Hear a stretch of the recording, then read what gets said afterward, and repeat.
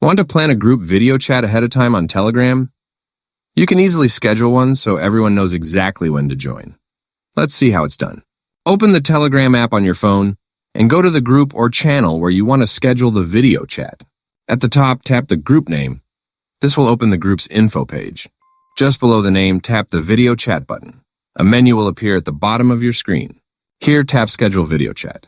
Now choose the exact date and time you want your video chat to start. Once you've set it, tap the Start button below. This will confirm your schedule. Your video chat is now set for that time.